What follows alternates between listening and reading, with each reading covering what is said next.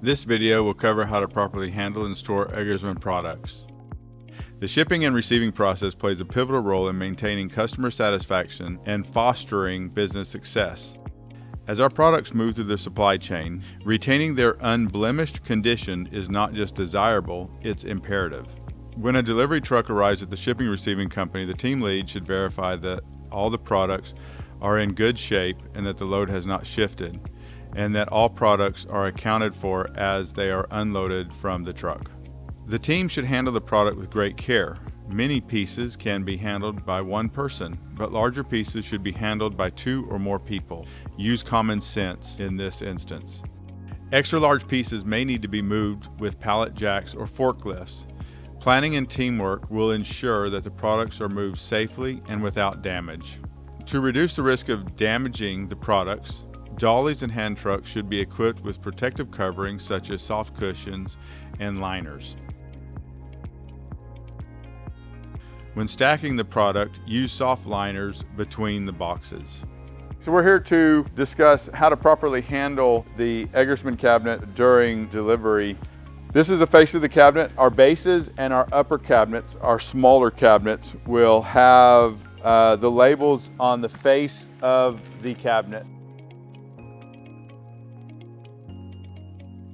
What we see the most of is damage at the bottom corners of our cabinets, because the weight of the cabinet makes it easier to lean it this way than to lean it to its back, because you have the weight of the doors and the drawers that help it lean forward.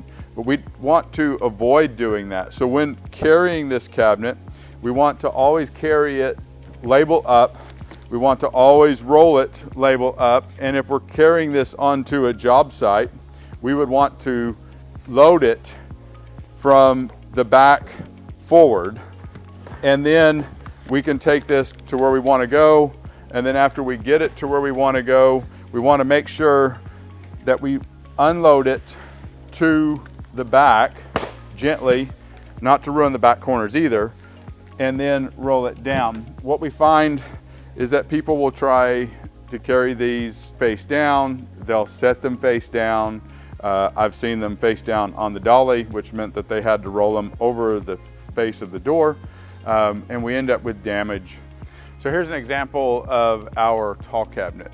Our tall cabinets are going to be labeled on the back side, and they will almost always be labeled on the back side. The issue here is we ask you to carry it with the label down, so it's a little different than what I just said for the other cabinet. Also keep in mind that these cabinets will a lot of times have a hole in them where like an oven would be installed, or some kind of an appliance. When you have a cabinet that has the opening in it, the cabinet should never be carried from the side without being supported top and bottom. We've had issues with dollies being put in the middle and then being rolled on their side. In the process of that, because of the flexing, it has busted the hinges out of the door or out of the side of the cabinet, more commonly out of the side of the cabinet. And then the carcass is damaged, and usually the door is damaged also because of it flexing on its side. So again, we want to try to keep everything on its back, finished faces up, to protect the product during delivery. Generally speaking, we wouldn't want to ever put a finished side of a cabinet flush on the floor. We realize that there is a cardboard bottom to it, but we would really like to keep it on the plastic feet that give it airflow around the cabinet.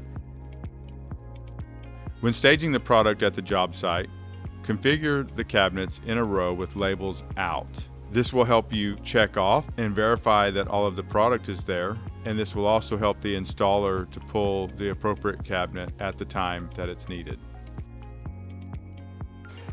We don't want them laid flat on the floor, because flat on the floor causes the same issues as them leaned up sharply against a wall. They will bow over time.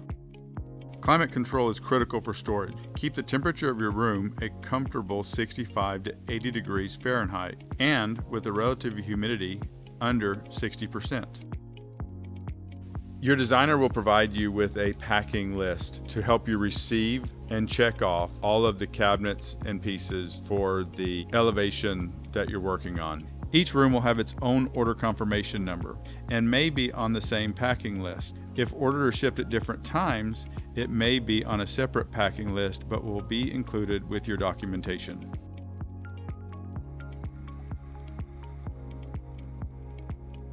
When receiving the product, if you see a tear or something that appears to be damaged, then this package should be inspected immediately for damages.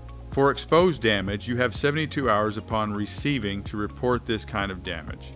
This damage is related to transport, packaging, or handling. Inspect your items as you receive them and ensure that you are checking for packaging damage. If found, put this item aside and ensure you open and inspect it within the 72-hour time period. To report exposed packaging damage, you must include order confirmation number, order name, position number, image of the package closed and showing the package damage, image of the damage after the product is open and exposed to reveal the actual interior damage. For concealed damage that is not visible until after the package is open, you should report this by showing images of the packaging that is not damaged, torn, tattered, or ripped apart. This kind of damage is typically considered defects in finishes, materials, or damage sustained in shipping that were not visible from the exterior packaging. This kind of damage can be reported during the installation process.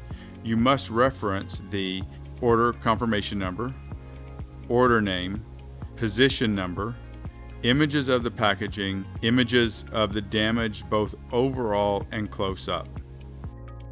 Thank you for watching this video. If you have any questions, please contact us via our website, your local showroom, or your designated eggersmann representative.